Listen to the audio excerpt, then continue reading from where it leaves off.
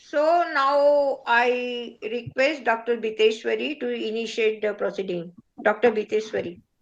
A very warm good evening to each one of you present today. I, Diteshwari Khangemam, Department of Environmental Science, Tamenglong College, and executive member of SEET, on behalf of SEET, Society for Environmental Education and Development, Manipur, would like to express few words. I feel honored to have with us the Honorable Chief Guest, MSVL Roui Kullai, IFS, Additional Principal, Chief Conservator of Forests, Government of Manipur, Professor Asagupta, Convener of SEET and President of today's function, distinguished faculties from different university and colleges, young volunteers, members of SEET, and lastly, all the esteemed participants. Today, SEET is celebrating International Day of Forest. The day celebrates and raises awareness of the importance of all types of forests. This year theme is forest and health. Forests purify the water, clean the air, capture carbon to mitigate climate change, provide food and many life-saving medicines, and a better, healthy environment. So this webinar is organized to discuss on the topic International Day of Forests. May I now request Dr. R.K. Mosana, Assistant Professor in Environmental Science, Oriental College, Manipur, and Secretary of SEET to give his welcome speech. Over to Dr. R.K. Mosana. Thank you, Dr. Viteshwari. Good evening, everyone. I, Raskumari Mosna Singh, Secretary SEET, Manipur, on behalf of the organizing committee, warmly welcome you all to today's webinar organized by SEET Manipur as part of the celebration of International Day of Forest on the theme Forest and Health. Respected Ma'am Roui Kullai, IFS Additional Principal Chief Conservator of Forest, Government of Manipur.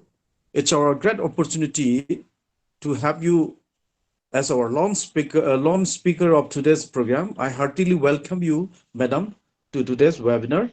And respected Madam Dr. Asa Gupta, convener of today's webinar, and President SEET Manipur, I heartily welcome you to today's webinar, Madam. And also, I welcome all the esteemed participants from different institutions and backgrounds. Nice to have you all on this virtual platform. Well,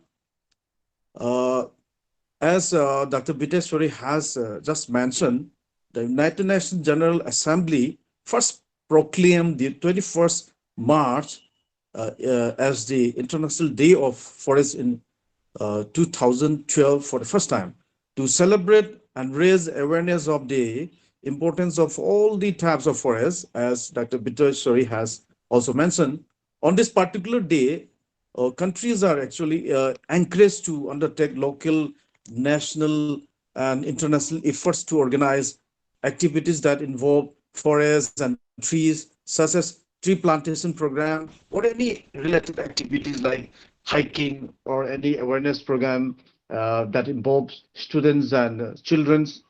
So all over the world today, different from different sections, this particular day is being celebrated today.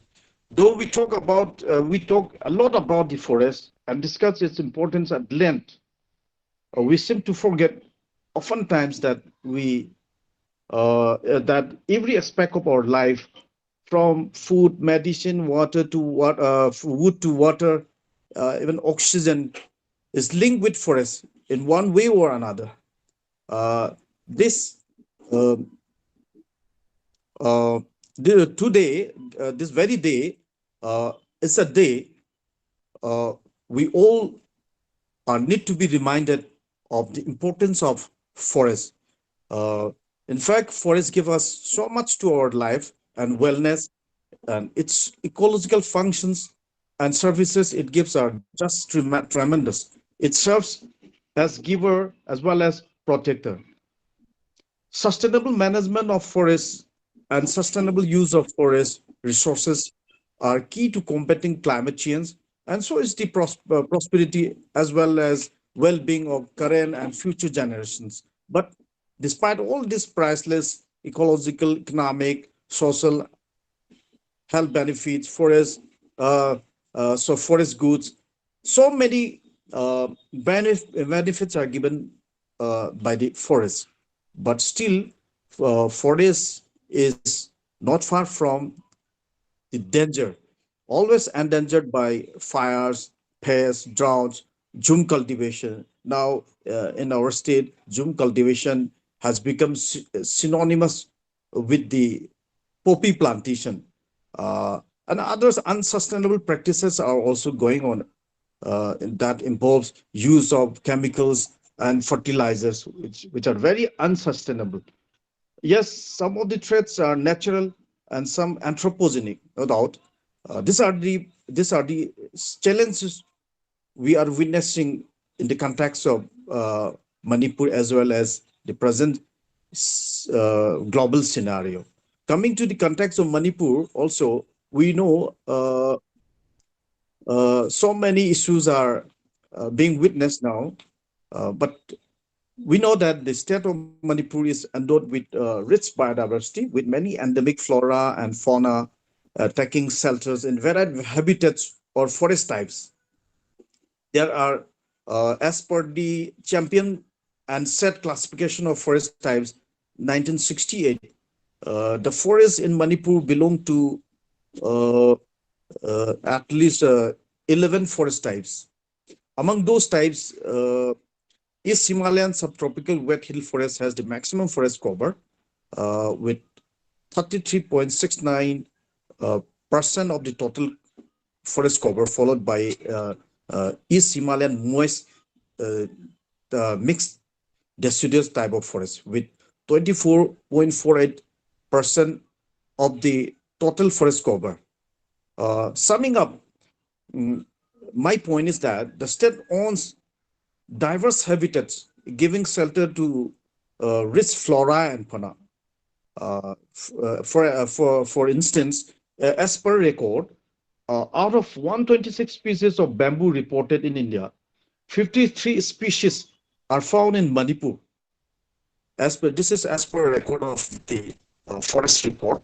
Um, and among the trees also, among the tree species we have here in Manipur, the major species are teak, pine, oak, then phoebe, Hyacinthia, which is a state tree, then Laihau Pambi, which we call Michaelia, Champaka, etc. are the major species.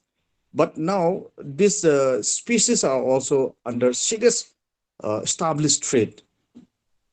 Nearly when it comes to the medicinal plants, nearly 1,200 species of medicinal plants are reported from the state of Manipur alone. 1,200 species. So we have a very rich flora as well as fauna. There is no doubt. But forest cover of the state of Manipur is under certain established threats, especially zooming, as I have mentioned uh, already. That is, zooming now is turning into it's a synonymous practice, that is poppy cultivation. Zooming is done for poppy cultivation. So this very fact came out recently under the leadership of Manipur's Chief Minister N. Biren Singh. Now, there is a serious and very a serious campaign on against the drug. So So out of that, this poppy cultivation turns out to be in a very surprising, sheen or something practices. So we are very surprised that huge area, large area of the hill terrain is under poppy cultivation. We came to know very recently, and illegal logging is also being done like anything. So at global level, also deforestation and forest degradation are the biggest threats to forest worldwide. Presently, the world is losing 10 million hectares of forest each year due to deforestation. And this insect herbivore is also is a very serious case. Insect damage around 35 million hectares of forest annually, as per record of FAO UN. So, what should the people do as a caretaker of the forest? It is very questionable, and it is up to us if we would safeguard these priceless natural resources. So, summing up, today we have the theme for this year 2023, Forest and Health. The theme is Forest and Health. This time we are to give. The theme indicates that this time we are to give, not just to take from the forest, because we need healthy forest so that it brings us healthy people and healthy society. So let's make forest health a must to improve to ensure a sustainable future ahead. Now, without further ado, I heartily welcome you all once again, and I wish you all enjoy the presentation from Madam Roui Kullai. Thank you so much. I hand over to Dr. Bideshwari. Thank you all. One second. Professor Madan Tiwari has left. He is senior most environmental scientist present here. Maybe he will be joining again. I welcome him for this webinar. Over to Biteswari. Thank you, Dr. Imosana, for giving your valuable insights on the topic of forests. May I now request Madam Anjali Morangtham, member of C, to introduce our chief guest to the participants. Over to Madam Anjali. A very good evening, everyone. Our speaker, VL Roui Kullai, is additional PCCF Forest Department, Government of Manipur, since February 2021. She is IFS of 1998 batch from Manipur Kedar. She is MSc in Life Science from Jawaharlal Nehru University, Delhi, and also MSc Forestry from FRI, Dehradun. She had a number of important postings in the past. She was trainee at Indira Gandhi National Forest Academy, Dehradun from May 1998 to April 2001. She was appointed as DCF ANP at Forest Head Office. She was DFO Central and Churachandpur Forest Department of Manipur. She was Conservator of Forest at Manipur Forest Department. She was appointed as Director, Ministry of Development of Northeast Conservator of Forest Department, Manipur from 2009 to 2019. Further, she was Deputy Inspector General of Forest in Ministry of Environment, Forest and Climate Change, Government of India from January 2019 to February 2021. Madam, we welcome you on this significant International Day of Forest. Over to you, ma'am.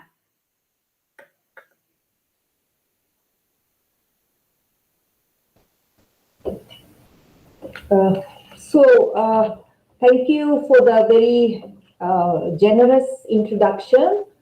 I would just like to formally greet our respected Dr. Asha Gupta, then all the office bearers of SEEDS, Society for Environmental Education and Development Manipur, all the esteemed guests and invitees and all the dignitaries who have joined this webinar. I was very pleasantly surprised when Madam Dr. Asha Gupta contacted me 2-3 days back that she would like the one official from the Forest Department to be part of this celebratory webinar of the International Day of Forest 2023 being organized by the Society for Environmental Education and Development Manipur.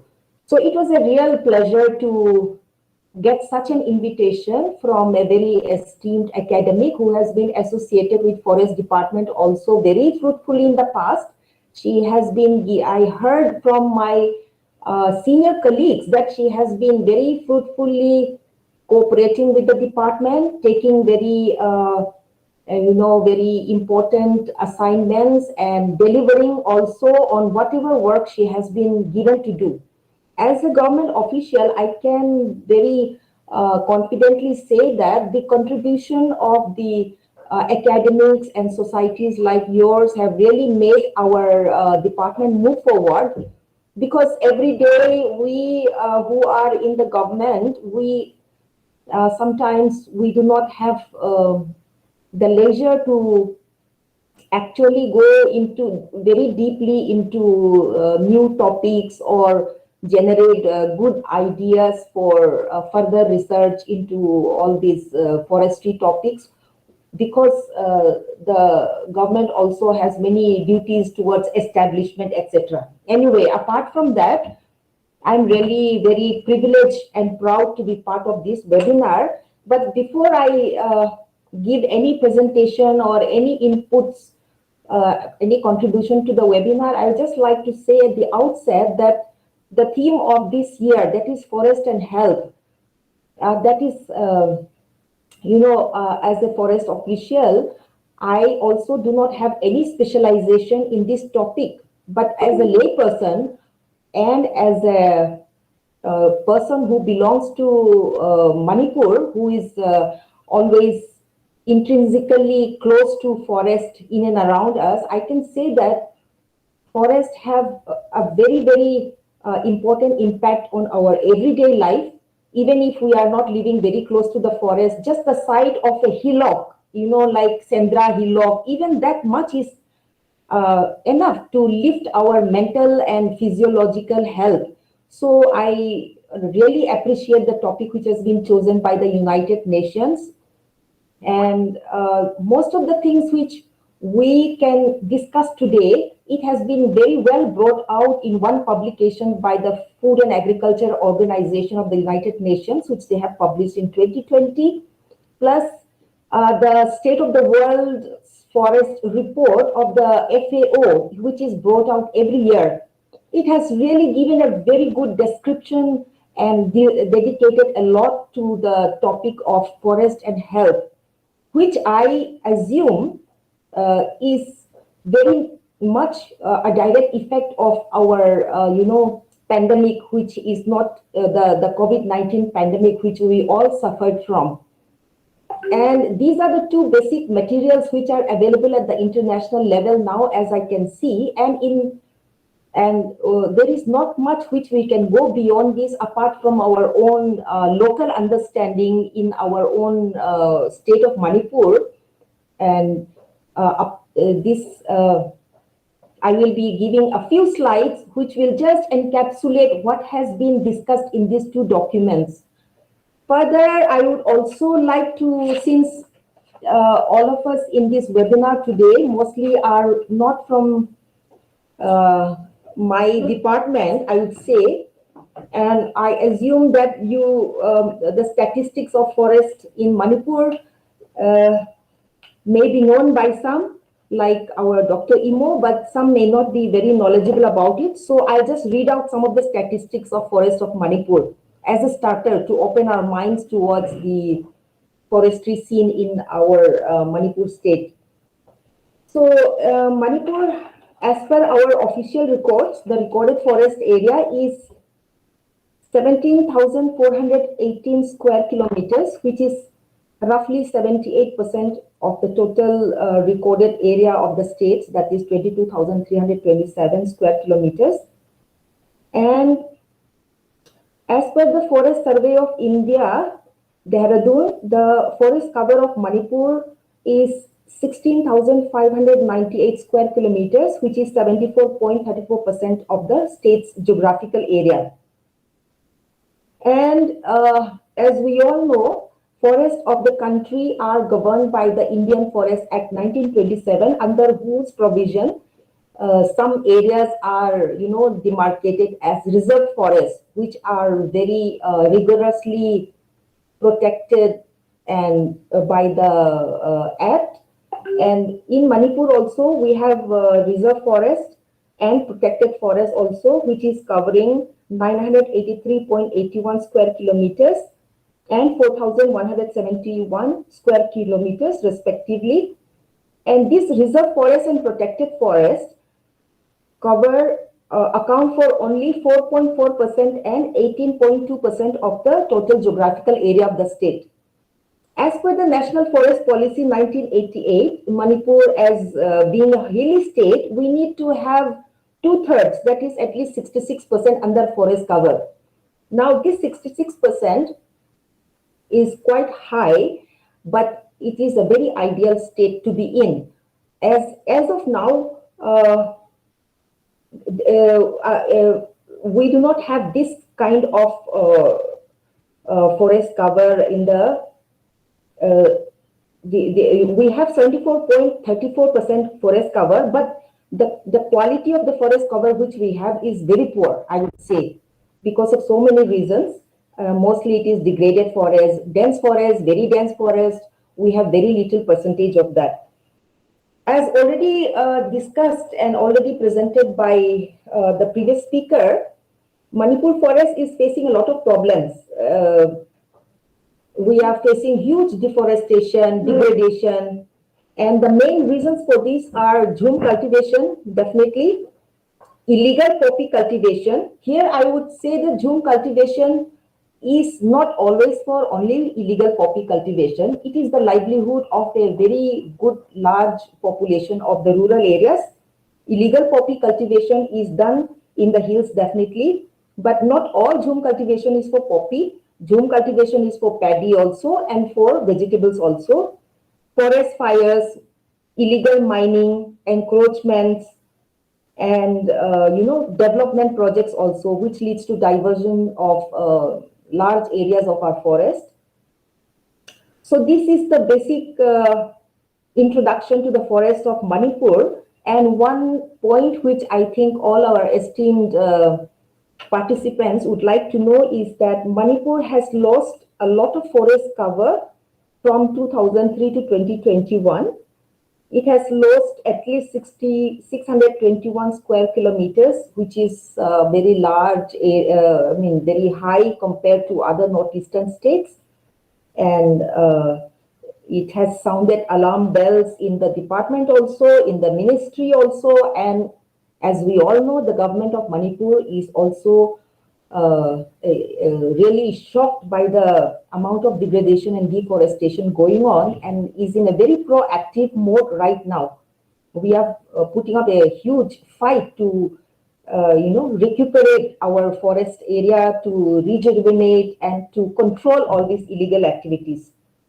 Now, with that brief introduction, I will just move to a few slides about forest and health, which are not, like I said, very original, not based on any study by the department or at my individual level, but as already published by very reputed organization, that is the Food and Agriculture Organization. So I'll request my colleague, Praveen Nigam. He's an IFS officer. He's a DFO climate change right now, the right person to assist us to just run through the PPT just now. Good evening, everybody. Am I audible? I hope. Yes, sir. You can proceed. So this topic of International Forest Day, the theme for 2023 is forest and health. This realization that forest and health are closely interconnected, that we have seen during the pandemic, how this pandemic made the impact made a strong impact on our everyday lives. But that was not the first instance where the interlinkage of forest and health was evident. We have seen number of zoonotic diseases. To cite a very obvious example, that zoonotic diseases are one of the reasons why we see a very direct linkage. However, the linkage of forest and health is quite deep, and it is quite dovetailed among each other, these two topics. So, in order to gather your attention on this important topic, this presentation has been drafted in that attempt only. We know that since the start of the development of civilization, we have largely been attempting to make ourselves more and more separate from natural environment and from the vagaries of natural environment. We have tried to make ourselves a little distinct from in terms of our habitat. We tried always to move away from natural environment to adapt the environment to our needs. And as a result, it is lost upon us most of the time that we forget how closely we are influenced by the natural environment and the forest. The direct and indirect relationship between forest and health can be seen at various levels. Health, as such, if we define in the broad sense, which WTO also recognizes, is not just a absence of disease or illness, but a state of physical, mental, and social well-being. In that sense, we being just one of the components of larger ecosystem, we are definitely impacted at all these levels by forests and larger environmental systems. In a more immediate sense, in health perspective, we get a lot of pharmaceuticals, a lot of drugs precisely from biodiversity resources. It is an attempt of various multinational companies to generate, to research upon various, so many of these bioresources available in many of the remote forest areas, whether it is in Himalayas or in tropical areas, to develop better medicines for continuing and for new diseases. At the same time, health-wise, forests are direct source of nutrition for so many communities which are directly dependent upon forests, which are also inhabiting areas which are very close to forests. So direct uh, relationship between nutrition and health status of those communities. At the same time, we see traditional medicines for many of these indigenous communities. They have come from forest areas only. The traditional knowledge that is not documented as always, like here in Manipur also. So that way, a lot of interlinkage between health and forest is seen there.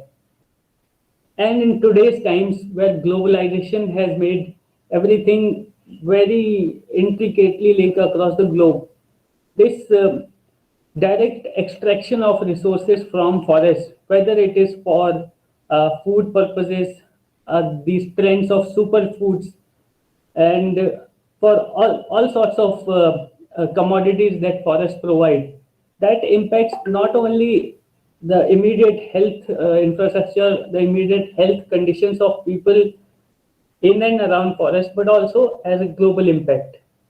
But more important is to see how indirectly forests influence health.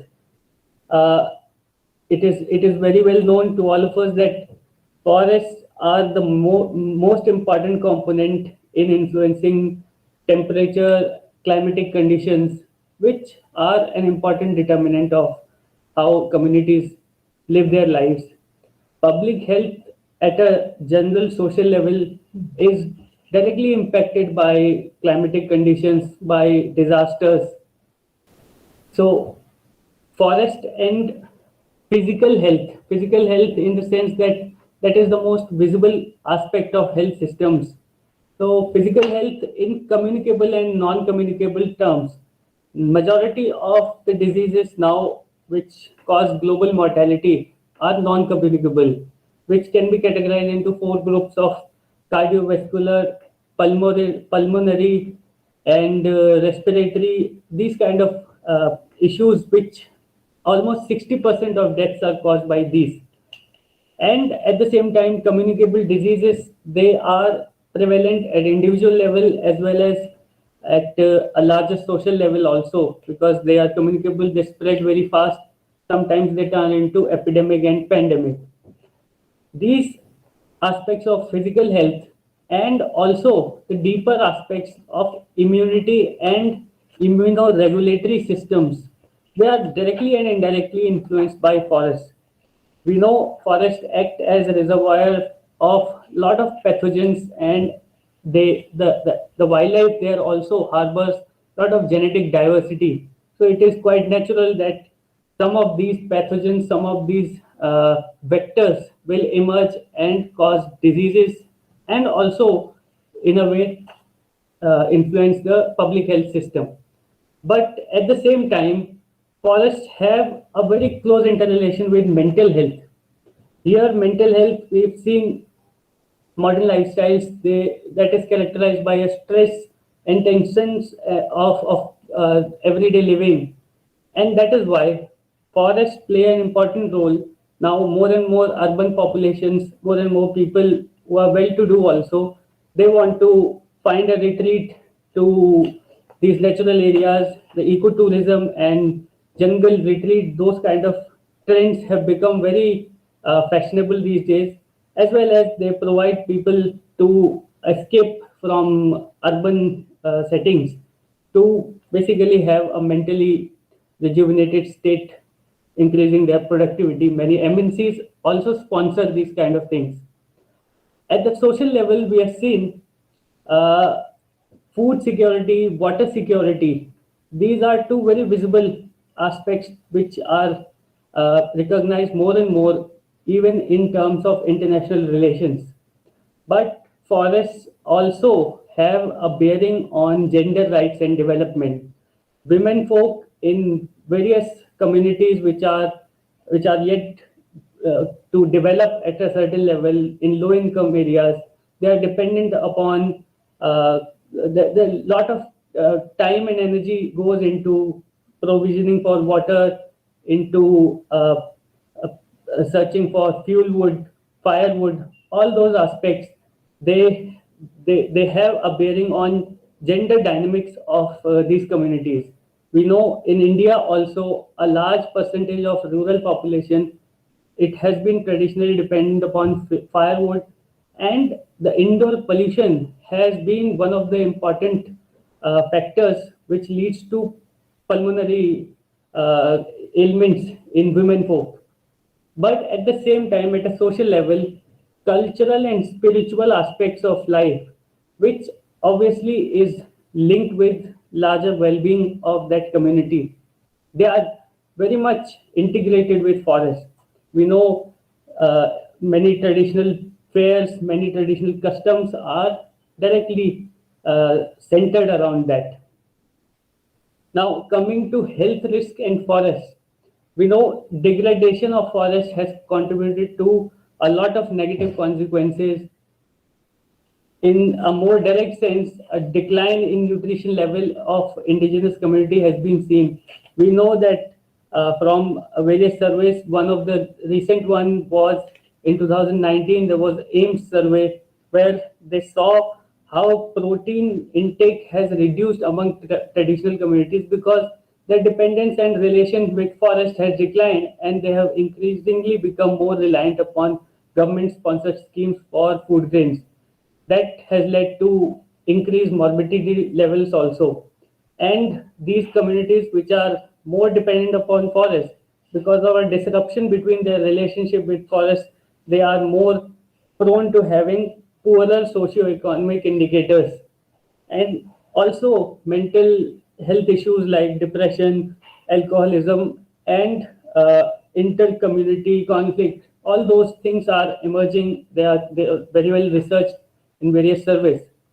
But from various instances like Zika viruses, like AIDS, which started in 1950s only, all these things, they remind us that disruption of uh, unity of integrity of forests, that leads to spread and outbreak of lot of pandemic, lot of pathogens.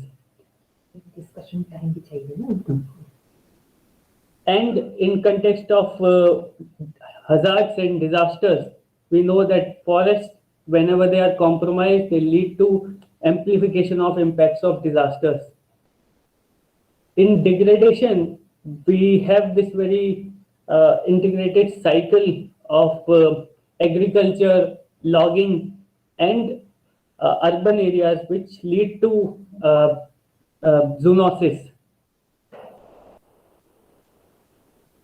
There is a vicious cycle of malnutrition and infection, which is directly linked to the way we interact with natural ecosystem and forests.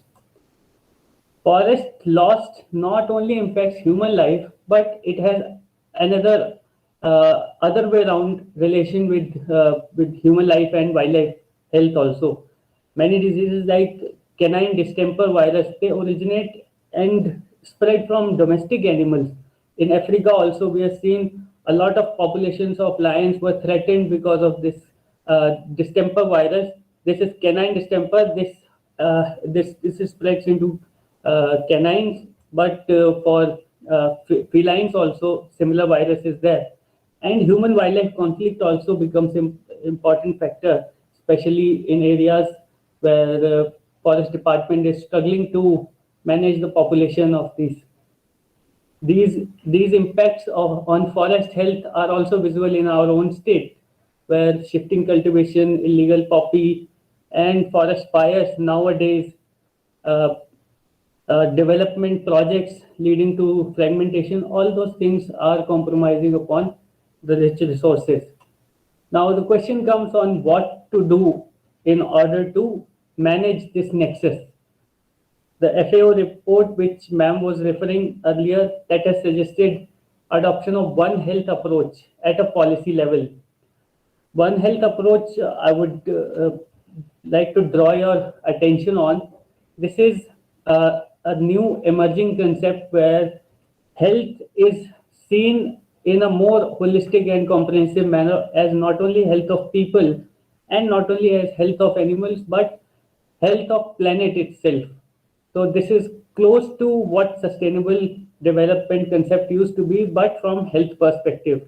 So this has come up in the context of very close integration between animal health and human health, with 60% of all infectious diseases and 75% emerging infections. They originate from wild animals. So One Health has become one of those ideas which WTO is very strongly advocating.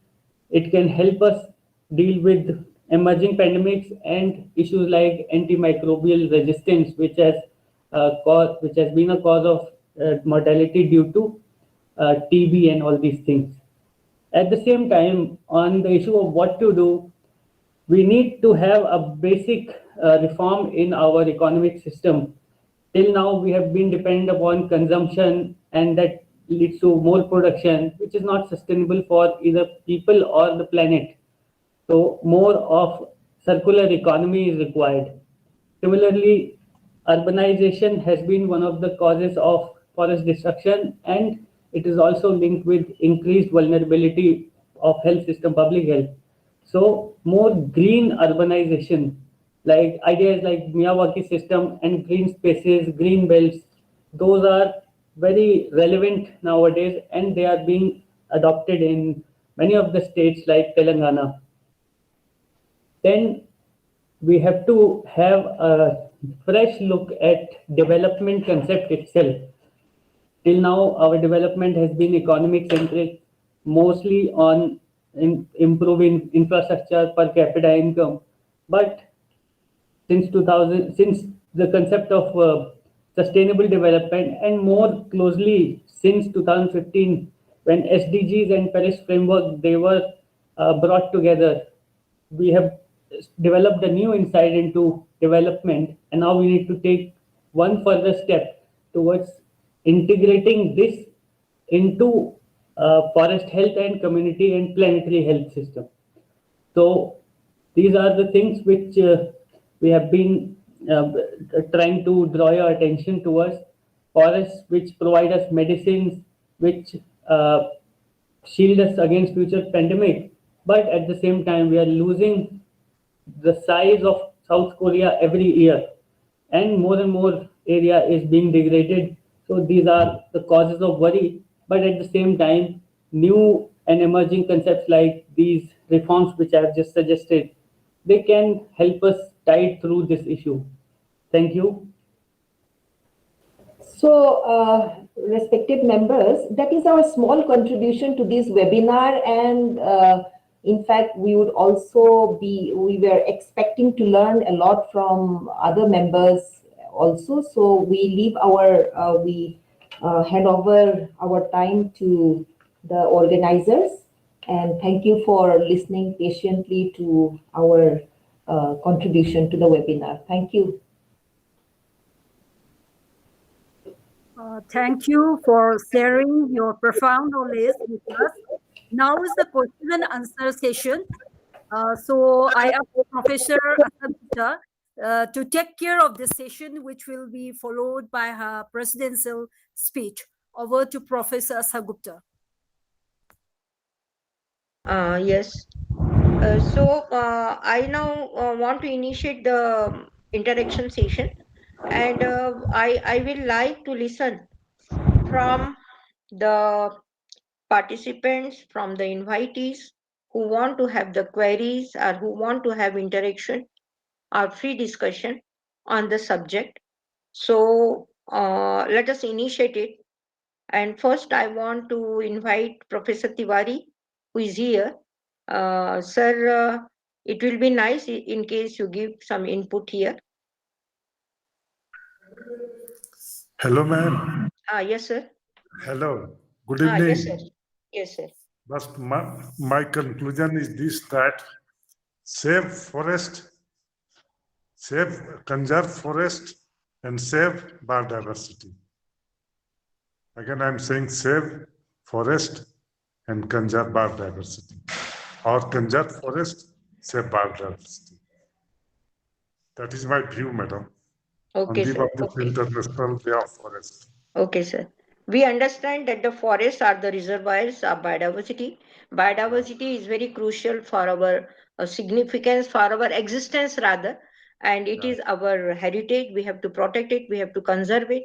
And forest department has the big responsibility, because madam has said 78% of geographical area of Manipur is in the hands of forest department, and therefore madam, you have to take great care of our forest, on which a lot of people depend. These are ecosystem people, and we know that 3/4 area of Manipur, which is hilly, so these area definitely where the people community, they are totally depending on these forest resources.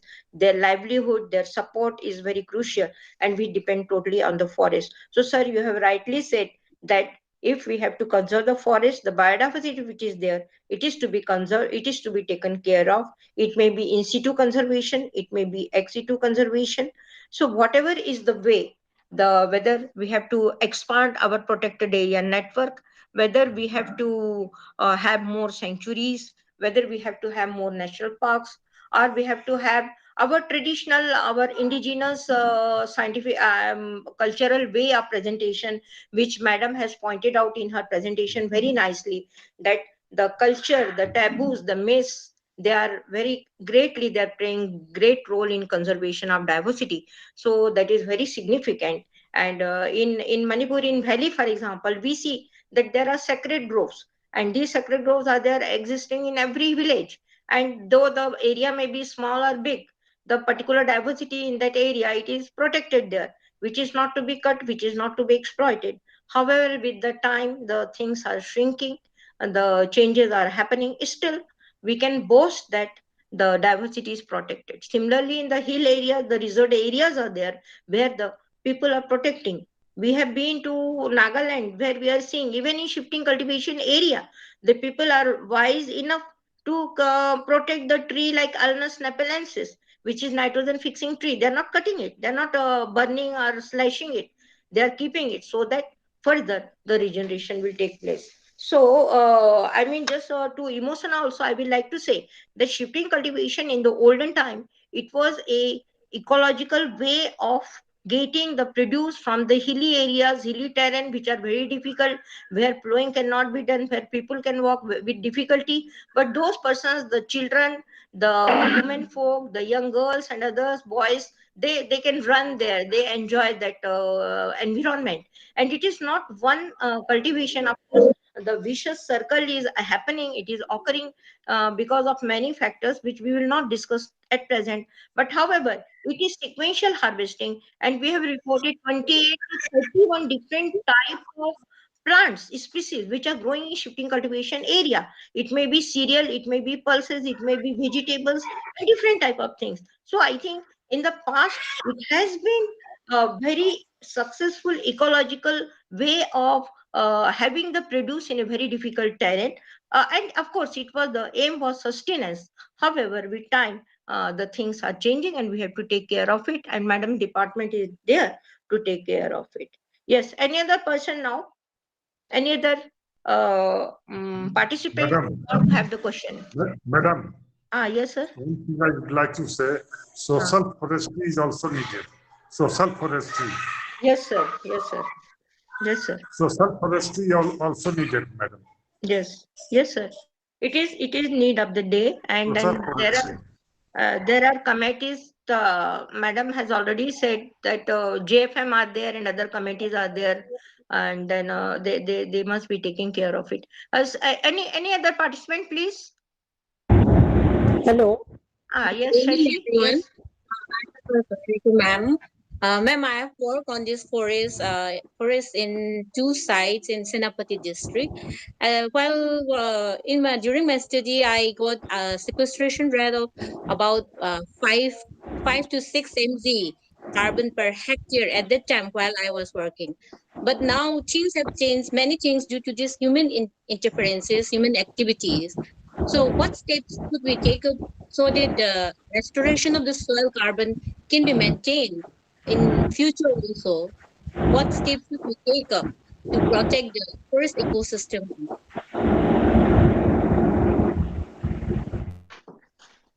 I have did say that 8% of forest area of the state is recorded forest area, and Madam has squared the responsibility on the forest department. Thank you, ma'am. But it is such a huge responsibility, and like Mr. Madan Tiwari has pointed out, we need social forestry.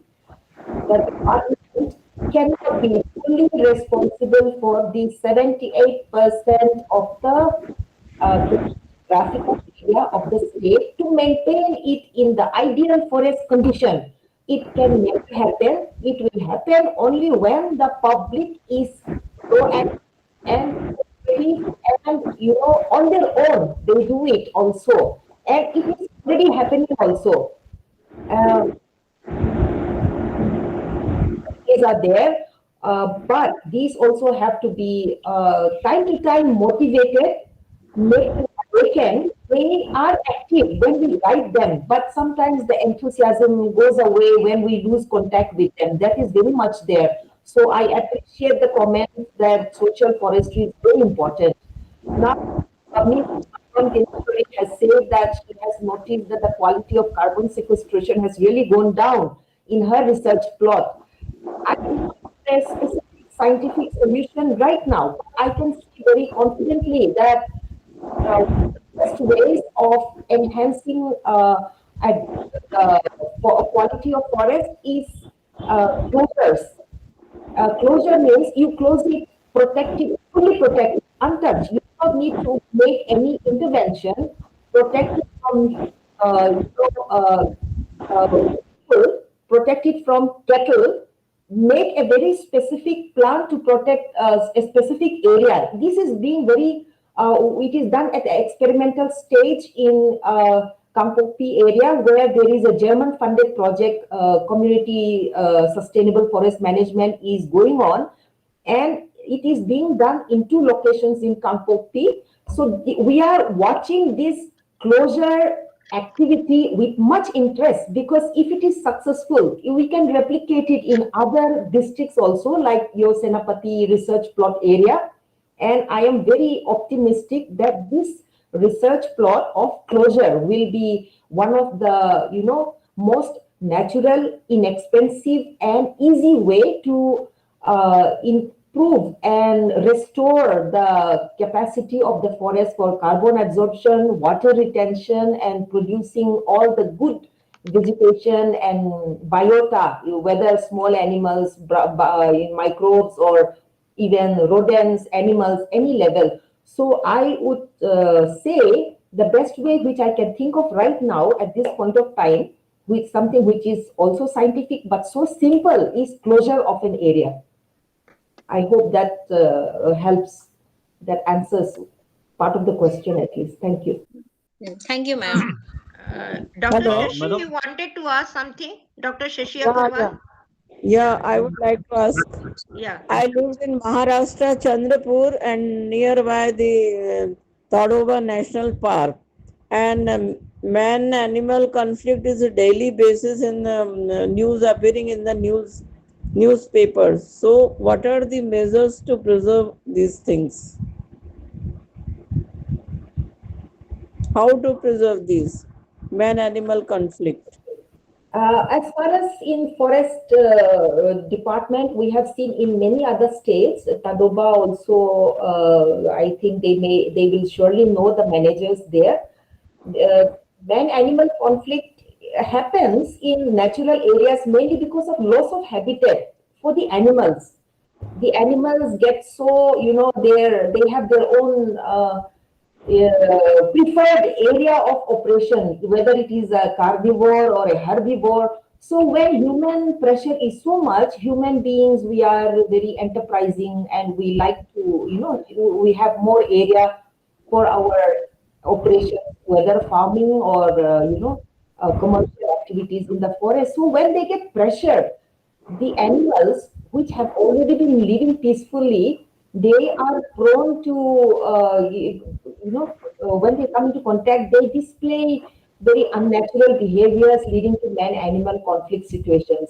Even elephants in India, West Bengal, South India, there's so many examples. And animal conflict is a very large subject of prime importance in wildlife management.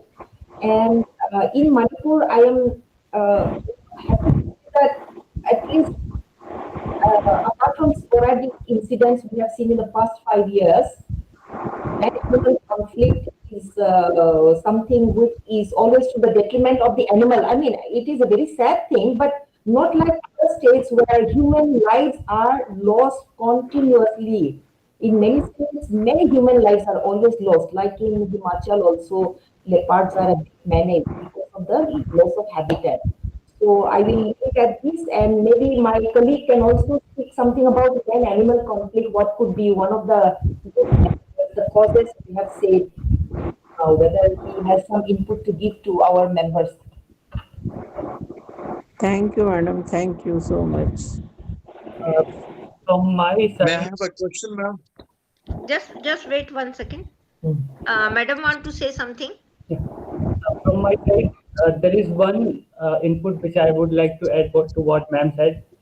In terms of National Action Plan on National Wildlife Action Plan, which was revised in 2017, there is a component called Comprehensive Human Wildlife Management Plan under that, to which these areas which are prone to wildlife conflict, they are required to have a very meticulous database of these incidents, and also to survey what exactly is happening in terms of the frequency and study. So evolve a scientific approach for that. And as part of that comprehensive management plan only, there are various short-term and medium-term and long-term measures, like during the season they have to augment water supply, they have to augment the fodder and prey base in the short term, and also have quick response teams for management of conflict and such kind of things. And in the long term, this scientific collection of data and evolution of policy according to that data itself. So that is what the department is mainly doing in these states. In our states, as ma'am has said, the situation is a little different. So that is what I wanted to add. And also, I think biological corridors are suggested in such cases. I think establishment of biological corridors. Is it, madam? Yes. Biological Those are corridors. very important. Yes, yes. Sometimes we, human beings, we disrupt their area of operation. So corridors are required. These are being taken care of in many other states. Till now in Manipur, as far as I know, in my department, we have Kebul Lamjau National Park. So there, basically, I don't think there's any problem of corridor issue. Only thing is, people, poachers enter into the park, not that animals go out and cause disruption to the other, to the inhabitants. So there is no problem at the moment regarding creation of corridor and all this. But corridors are required in cases of especially elephants. Like elephant and others, Yes. maybe Yes. cats and others. Unfortunately, Yes. elephants are, we Yeah. exterminated Yes. all our elephants. Earlier, elephants were there definitely in Manipur, and we are adjoining to Nagaland. Nagaland still has some elephants. And again, Assam, there, Assam, yeah. yes, yes, yes. So there, corridors are being made. And one another from the discussion, the sharing from my colleague, I can also say that now that we have many national highways coming up, the Yes. state is being developed at a rapid rate by the central government through the National Highways Authority of India of Ministry of Road Transport. NHIDCL as a corporation has been entrusted and they're doing amazing work. We have got a lot of highways being widened and this and that, and we are hoping that better projects will also come up in the other areas also, apart from the ones being done. Those times we have to be, I would say Manipur also, we would have to start adopting some of the measures which are recommended by the Wildlife Management Action Plan, like elevated, passages for the Yes. animals or underground passages, which will cause least disturbance to their habitat and to their movements, how to cross the road. Those things are very required, and a lot of diligence is required from administrators like in my department, plus the company itself which is making. We all have to be sensitive to the wildlife habitat issues. We all have to start. Manipur, we need development, definitely. But when development comes, the immediate fallout is that habitat is lost for the wild animals, habitat is lost for the indigenous trees, plants, biodiversity.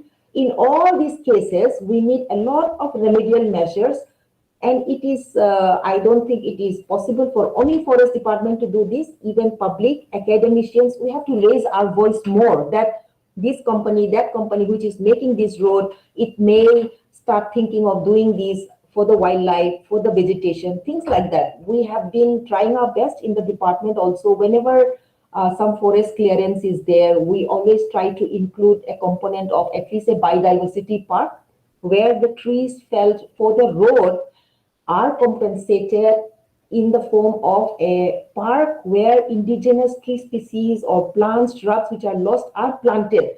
So these are all at the inception stage, and I hope that in the coming 2-3 years we will be able to show to the public that in these kind of things are being thought about. And we also have an environment ecology department in the government of Manipur, there also there's a lot of potential for taking up this kind of conservation issues, which are linked to the conservation of biodiversity and wildlife. So I Sure, rest now, sure, till sure. this. Dr. Daisy, Dr. Daisy. Yes, Daisy ma'am. work in Kabul Lamjau National Park. So you have to say something, Daisy. In Kabulamzao National Park, madam, only this, there is not much problem about this, or except for the poaching. I have one question regarding this theme of today's seminar, that is forest and health. Though we have more than 70% of the forest area as per report, but deforestation is a major issue in our state, as there is reports of this from almost all the districts like Ukhrul, Senapati, Kangpopi, etc. So in this regard, I think that a community participatory approach, then creation of sense of belongingness, then social forestry, etc. So awareness of the public, etc. needs is a need of the hour.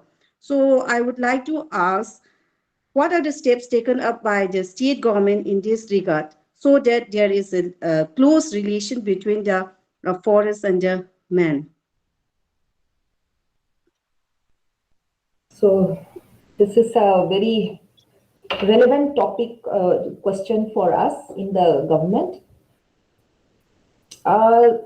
Regarding this, it is, our privilege to be implementing some central sponsored schemes which are participatory, management oriented, like Green India Mission. Then the state government itself, in the last, I believe, past 3 years, it has been implementing one scheme called the Chief Minister's Green Manipur Mission, which is also doing very well, because this Green India Mission of the Ministry of Environment, it is implemented by the communities who are organized into joint forest management committees, and the sites are selected on watershed based landscapes, and it is, the whole scheme is supposed to be a part of the climate change amelioration endeavor of the country, etc. Now, this Chief Minister's Green Manipur Mission, it is a beautiful scheme where people who have private lands can take part in afforestation activities, or society, or I believe even colleges and all can take part in it. So it is coming out to a good start, the results of which we will be definitely seeing in the next 1 or 2 years. Then, apart from my department, the Rural Development Department is also having a watershed-based scheme called the PMKSY, Prime Minister Krishi Sanchai Yojana, where all the schemes are based for improving the livelihood of the rural people in the watershed, but it always have plantation components. Even our Manrega has plantation components, and the government of Manipur is also making some new projects. It is in the pipeline, which is still being developed. We are still working on it to have a lot of participatory based, livelihood based projects, which will entice the public who are in those degraded forest areas to participate in conserving the forest, restoring the degraded forest, and also give them some livelihood. So not only our department, even the horticulture department is coming up with something big, which the details of which I cannot immediately tell, but lots of what is going on, especially all these things have, just been given so much prominence in the past year also. So a lot of things are coming up, and hope, because we are very in a really alarming situation in our state right now as far as the forest degradation is concerned, and we are on a war footing, I would say. Yeah, thank you. Okay, Dr. thank you, ma'am. Emosana, you wanted to ask something? What I wanted to ask is very much similar to the question asked by Dr. Deji, but still, uh, I would try to ask. I would like to know regarding the rights of the people and their responsibility, especially the people living around in and around the reserve forest area. So, as Madam Kulai also has mentioned regarding the joint forest management, and I would like to know that joint forest management we heard, but is it still there, or how is the situation at present? I would like to know, Madam, please. Yeah, very, very pertinent and difficult question. You have asked a very legal, you have a very legal mind, I suppose. And it's very, very topical question which you have asked. Actually, in a reserve forest, we have a very simple way of understanding. Ki everything is not allowed, everything is banned unless specifically allowed within the precincts of a reserve forest. And in a protected forest, everything is allowed except those which are not, which are banned by the government. Of course, both are government notified forest. So that is the slight difference between reserve forest and protected forest. And reserve forest, there are no rights at all, I would say, of the public, but implementation and that part many times it cannot be perfect. That much is very evident, as we all know. And as you were asking about the joint forest management, whether they are active or not. Actually, this joint forest management resolution notification by the government of Manipur was taken sometime in 2000. And JFM was quite successful for some time, but I think after one phase, the funding got over and the department also did not have the resources to keep on motivating them. Some are still active about I would say in Green India Mission, mainly it is through the Joint Forest Management Committees. And apart from, they also have a duty to protect whatever work, actually as per the notification and the MOUs, they are allowed to, they are supposed to help protect the reserve forest, those who are in the vicinity of reserve forest. So they also have a duty to protect the forest, the reserve forest especially, and the government also try to help them, try to uplift them in the form of entry point activities. Suppose they don't have some basic common good like water storage tank, those kind of things are given to them.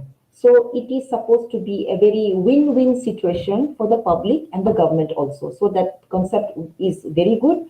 And there have been quite a few success stories also in and around Imphal, then some in the hills also, Senapati area, like that, Ukhrul area. No? Only thing is documentation and all are not in one composite whole. It is a bit scattered. It will take some time for somebody to find the time to document. So that much I can tell you in a very general way right now. Any more questions to be asked? Thank you, Rajkumar Imosana. Any more questions to be asked? Madam has answered so patiently all the questions which were put by the participants. Madam, by the way, I have also two small queries.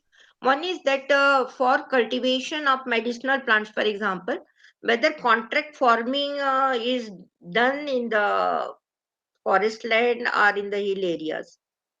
Contract farming is given for cultivation of medicinal plants. I have not come across contract farming as yet, as yet in Manipur. Yeah. Okay, madam. And second query is that this Vandhan Vikas Kendra, they are said to be, they have been opened in different state, and it is said in the direction of to make Atmanirbhar Bharat. Now the question is that, and they are saying that they are helping in having the startups and some other thing in those areas. So what is the status in Manipur? Whether such type of kendras are open, or whether some startup or some entrepreneurship scheme are being run there? Madam. This is This is whether a it scheme is of done. this is a scheme of the Ministry of Tribal Affairs. Yeah. Yeah, and they have a body called TRIFED, Uh-huh. TRIFED. So it's a kind of corporate body, PSU, which is under the Ministry of Tribal Affairs. They have an MD, and they have initiated a lot of work in Manipur, and the nodal department is Forest Department. And so under this, the TriFed gives seed funding for self-help groups, which are called VDVKs. I mean, the Bandhan Vikas Kendra and the self-help groups. I forgot the name. What is the SHG का नाम क्या है? कोई Hindi? SHG ही बोलते हैं ना. So every forest division, which is means the district of the state, has these Bandhan Vikas Kendras. Groups of women, especially women in rural areas who have access to forest and forest producers, are given seed money to start some small business. They, till date, what I have seen is they collect forest wild fruits like amla, and they process it to some level. Some make it into dried form, some make it into pickles. Amla and pineapple also they have diversified in Churachandpur area. They have made pineapple juice, these, that, and the TriFed, the Bandhan, this Bandhan scheme, under Bandhan scheme, they get money for equipments also. They Some get value addition is there also. Value addition. machines, juice making machines. Then they have some. They have also been given money for huts where they have some marketing avenue for all their products in their locality. But the better way in which I find they have been selling is there are Bandhan Vikas VDVK outlets where the public can buy their products. All these self-help groups of all the different districts of Manipur are collected, and these are on sale. Even in our forest department, near the gate, there is one VDVK outlet. There they have kept all kinds of products from the self-help group ladies from all the districts, starting from handicrafts to food items. Then I think it includes lots of very good things, good quality things, chilies, everything. Yeah, mainly forest products, but. Thank you, madam, so much for answering all the questions, all the queries, and very lively discussions and interaction with you. So now it is my time to just give some speech, but I because the time is running, so I want to make it very brief and not quite big. Sorry to interrupt, ma'am. Yes. I think one of the participants is trying to ask one question. I can see Okay, her. okay. Who is the person? Who is the person? Okay. Please proceed, Charan K. I am from SK Women College, K. Charani. I would like to ask some questions about the Zoom cultivation. So, as you say, Zoom cultivation is one of the major like problem causing deforestation. But is there any like option for the people who is living on like the mountain area? Like, is there any way or a path to replace that Zoom cultivation with like any kinds of way to like replace the farming? Okay, hello Charani. So you are from which district? SK College of? I'm from Senapati district. Senapati, yes. So that's a very interesting question, because right now that is the issue with the state, that how to wean away the people from Zoom cultivation and illegal poppy cultivation and give them a livelihood. Because Zoom cultivation, as we know in these modern times, is not enough now. Earlier, when the population was smaller and the soil was more fertile, it was giving enough for their existence, for subsistence. It is also called subsistence farming. But now, with the in the modern age, Zoom cultivation has become really uneconomical and more, harmful for our own people, in the sense that we lose forest areas too rapidly. So that the alternatives have been suggested many times by many agriculturists, many scientists, and policy makers.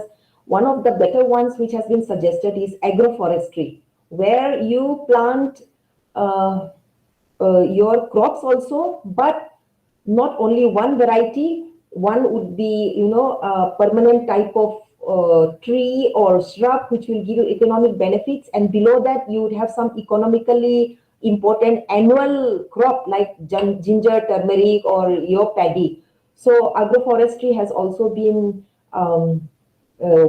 greatly promoted. I think it is the main thing which is being promoted now. Another is terrace cultivation, but terrace cultivation also has its own, difficulty in implementation in every area of Manipur. In Senapati, there are already a tradition of terrace cultivation. So off and on, many suggestions are there.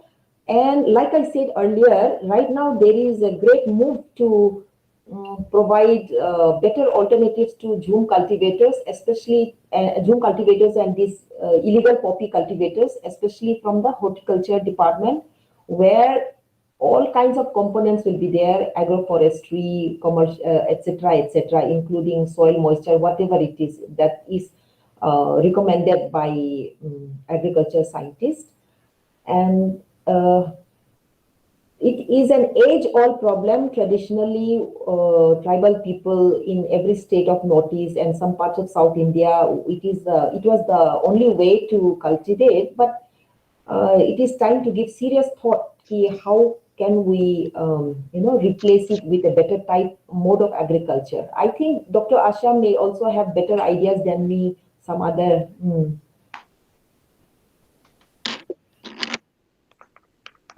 As Madam has said, a lot of schemes are there to wean away from this tradition. However, they are so prone, they are so much used to it. As Madam has said, it is providing subsistence farming, and the some other problem are that it has taken place in some way by some plantation schemes which were harmful to biodiversity. Like you see in Tripura, everywhere you see rubber plantation. So when rubber plantation is there, it is harming the biodiversity. So there are different schemes, of course, of government to wean away from it. But Madam has said agroforestry. ICR has also come up with some model, as she is saying that the trees have to be there, and then in the shade other what to say crops have to be there, which may be of different type depending upon the soil type or the conditions of the terrain, which where and the altitude how it suits there. So that is the thing. And then I think we can have some other time discussion on this, that how the agroforestry and other things which are the need of the hour, they can intervene, and how the in the present situation the other technologies they may be helping the situation, so that to keep the soil healthy, to keep the soil fertile, at the same time the livelihood support subsistence should be available. So the need of the hour, as well as it is a very challenging task also for the development, I mean for the development agencies and for the planners. Thank you. So I think no more questions now. So let me start my this lecture. Madam has given very vividly on the forest and social health. She started. She talked about how the we are related to culture, we are related to taboos, myths, how it has helped in protecting the diversity, how the traditions, our traditions, they are important, whether they are in hills or in valley, and how they have helped in protecting the health. She talked about social health, then she talked about physical health.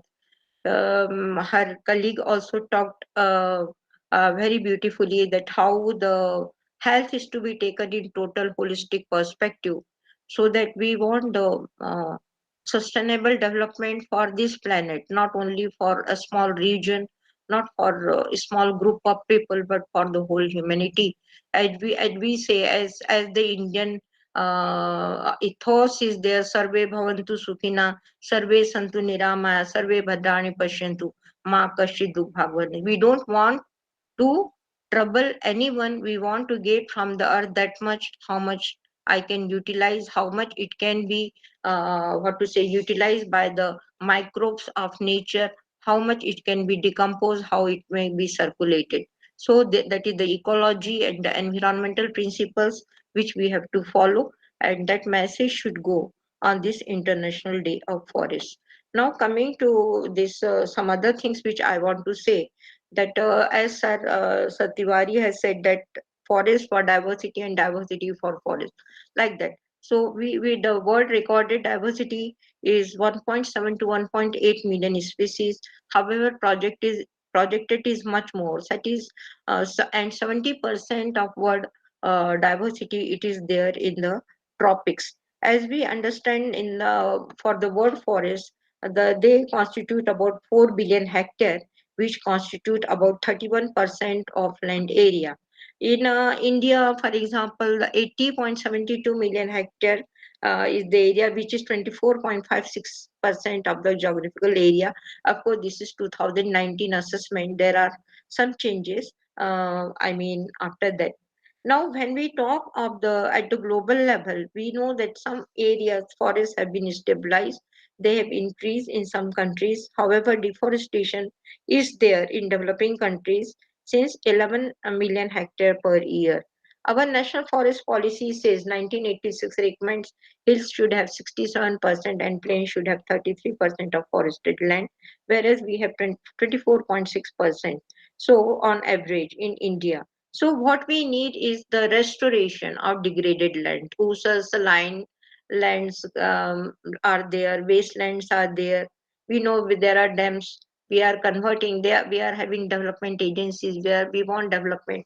However, with the abuse, so many changes are taking place in our environment. We are destroying and fragmenting the forests. When the forests are fragmented, the population of species are affected. Whether they are plants, they are animals which are living over there. We depend on that.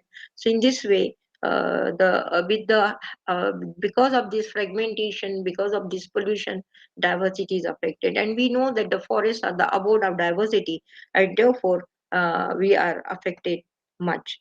Now, as we know that in 13 million hectare of forests are converted to other uses, largely agriculture, because we depend on agriculture for our food. However, now the tendencies in future will be either go vertically or not horizontally. So in this way, the different tires have to be created. In we are talking of marine food, we are talking of other different things like algal food and so on and so forth. When we talk of the forest, they're giving a lot of not only the goods like food, medicine, fodder, fuel, etc. are obtained, fiber are obtained from them, but they help in different services like soil formation, nutrient cycling, water regulation, and supply, recreation, climate regulation, and so on and so forth, pollination, and so on. So the when it was calculated by Costanza in and it is published in Nature long back in 1997, they thought they got it at 33.3 trillion US dollars, which is just double of GDP, world GDP at that time. So we can understand how important is diversity which is there in the forest. Now, when we talk of forest biodiversity contribution to human health, we know that when we talk of course, indigenous knowledge also, which Madam has also talked, that here you see Northeast India, it is home to diversity. It is also home to not only the flora and faunal diversity, but also to ethnic diversity. And these ethnic diversity, it has protected the diversity which is present here.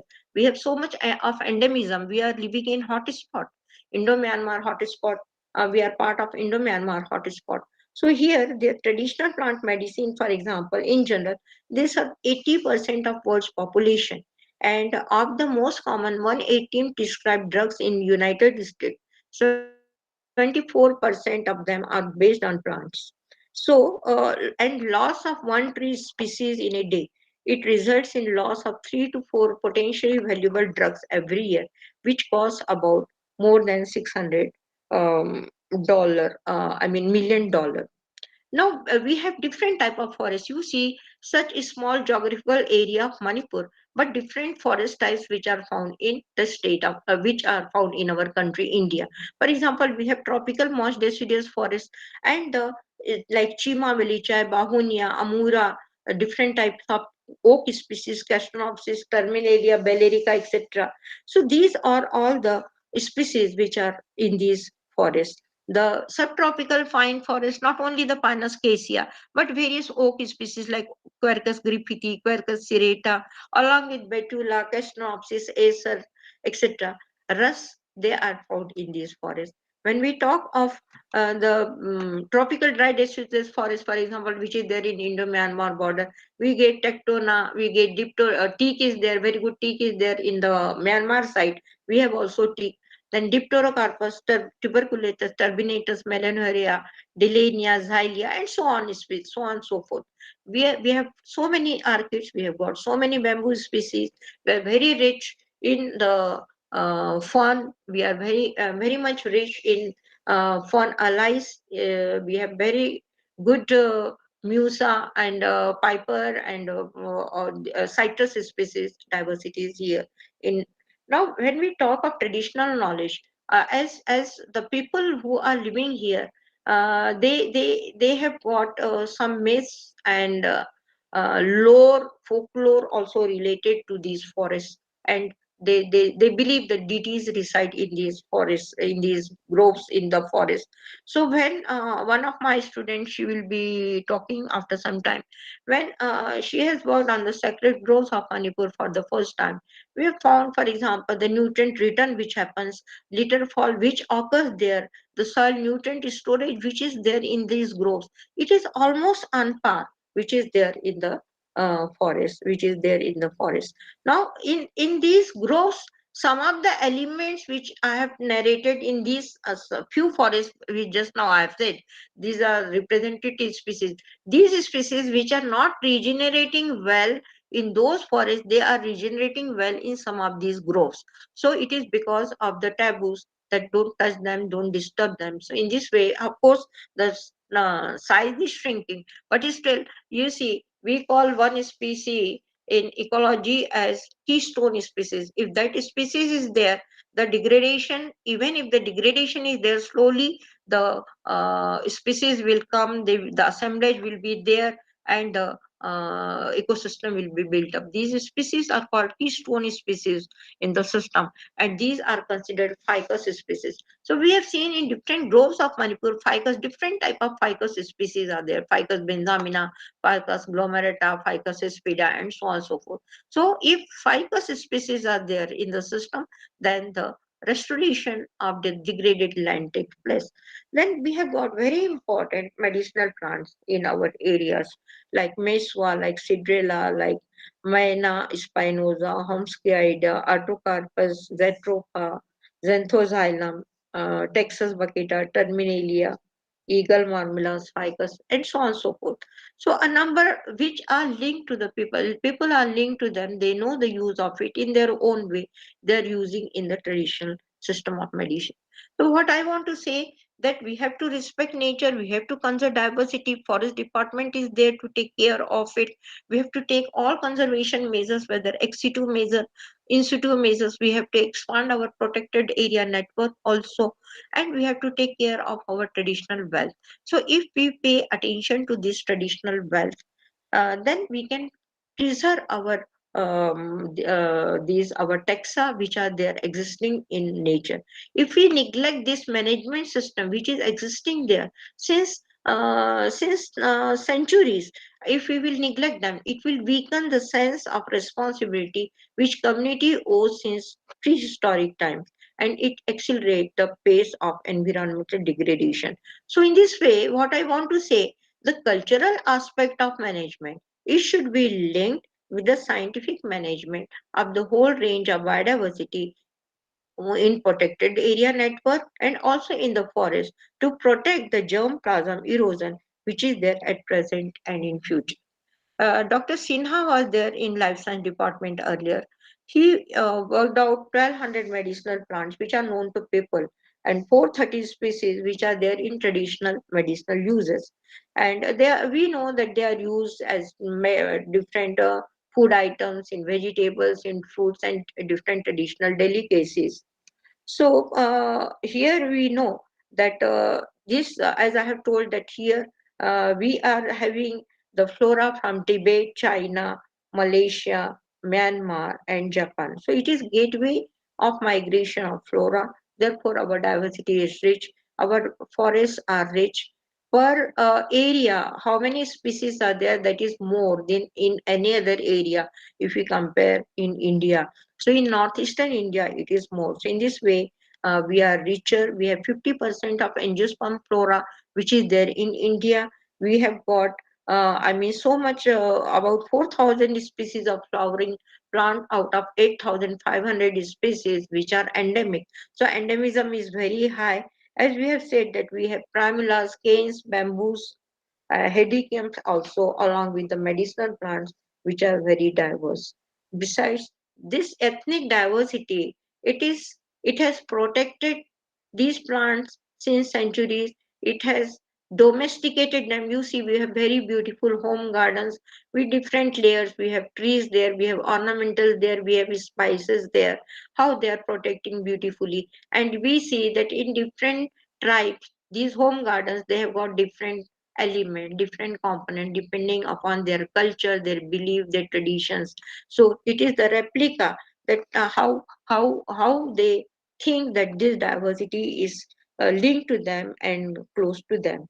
So what I will like to say that people depend on this diversity, and 1,70,000 villages are there which are living in the proximity of forest areas, and these are the ecosystem people who are exploiting it, but at the same time who are utilizing it, but at the same time uh, some of them they are clever. The traditional societies in their own way they have found out the ways in what way to protect the diversity, the along with the new tools of management, that tradition they are to be also protected. So as far as the world market is concerned of herbal drugs, it is of 90 billion US dollars, and health food it constitutes about 500 billion US dollars. However, India's share is less than 2%. So there is a great opportunity for us where there should be quality control. There should not be contaminants in the production of medicinal plants, and the products are the value addition which they are having. Forest department are having a lot of schemes, but this care is to be taken, because I think certification is a must, and very few certified labs are there, of course, for quality control, but it has to be taken care of. So bioprospecting is very much essential. It is the searching for the new molecules which may be of importance to food, or maybe of even narcotics, maybe of important to folklore, maybe important to poisonous plants, or different ways. So we don't know that what is there in our forest, you see, but some wasteful practices like fire or unnecessary fire just for fun. It is, we have seen the chunk of forest they are burnt up in Manipur just for fun. Sometimes it happens because the control of fire lines are not kept. So in such way, if some important bacteria, if some important fungi, if some important species which may be having higher bioprospective molecule, if it is finished, if it is gone forever, it is destroyed, then the future humanity will be suffering. So we have to take care that we should not have such type of sins just that for our own sake, or just for fun, or for just for our own happiness. We should destroy the nature that we have to take care of. So we have to take care of our conservation ex situ in situ measure. and the forest department is taking great care of it, and then the sanctuaries and the national park, etc. Besides the people, they have got also the responsibility that the community protected area, it may be expanded, because in this is the age of globalization, where not only the main stakeholder that the forest department is responsible, but also the university, the research and development institutions, the private sector, public sector, entrepreneur, trader, volunteer, all are involved. So we have to work together for what to say, for protection of our forest, for conserving our diversity, which is need of the day. So I think that we need the private and public partnership. We need confidence building measures for development of technologies, which is good for both private and public sectors. So just I will end here, and I will say that the day is very august for us, all the environmentalists or the ecologists. We are very fortunate that today we got a very important, significant for this talk. We got Madam Roui, who very kindly, just before 2 3 days time, a casual talk over phone, and she accepted immediately, and she's, I mean, I was just moved by her simplicity, and then I mean, how generous she is. Really, madam, I'm very much thankful to you, and on behalf of whole organization seed, I'm very much thankful to you. At the same time, I'm thankful to Professor Madan Tiwari, who is present here. I welcome you, sir. In the beginning, you were not there when I welcomed you, and then you for your participation and giving your important inputs. I'm thankful to Dr. Shashi Agarwal, Thank who you. is present over here, all my students, all my colleagues, and who have taken keen interest and taken good participation. They have shown their keen interest in the interaction, because, madam, lot of questions were put to you, I think, today. Enjoyed myself. I enjoyed myself. I love meeting young students and curious people. Curiosity keeps us alive. We should be curious, ask more questions. I wish I had asked more questions when I was a student. Now I have, I'm regretting that I didn't speak up too much. So I'm making up for those days and speaking a lot these days. Thanks, madam, for inviting me.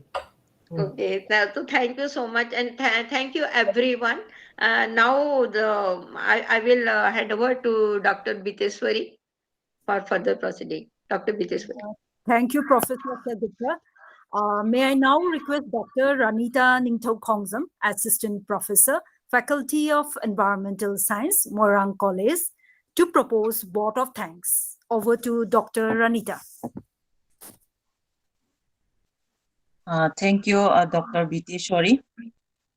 A very good evening to everyone. I feel honored and privileged having an opportunity to offer vote of thanks on this webinar of International Day of Forests. First of all, I would like to thank our today's resource person, Ma'am Roui Kullai, IFS, Additional Principal Chief Conservator of Forests. Madam is spending time with us besides her busy schedule work, and she inputs about the importance of the forest, about the health risks and forest and the management of forests. Thank you, ma'am, for your valuable information that enlighten our knowledge. I also thank to all the invitees, college teachers, research scholars, and students who are participating this function and makes a memorable one. I also thank to all the organizing committee members, Dr. Biteshwari Khangembam, Dr. Rajkumar Emoshna, and Ma'am Anjali Morangtem for their support and cooperation to organize this webinar. And I extend my heartfelt thanks to our President of SIT, Manipur, Professor Asha Gupta, for her enormous support and guidance to make this event a grand success. Lastly, I must mention and express the most sincere thanks to our program officers, Santosh Nahakom and Birjit, for their tireless efforts, support, and cooperation to make this event a grand success. Once again, I thank you all. Thank you, Dr. Ranita. Please fill the feedback form to avail the certificate. I suggest all the participants to watch the previous and upcoming live streaming program of Seed and Sakti Manipur and YouTube channel. Share to your friends, colleagues, like it, and subscribe it. Now, I take the consent from President of SEED to declare today's webinar as closed.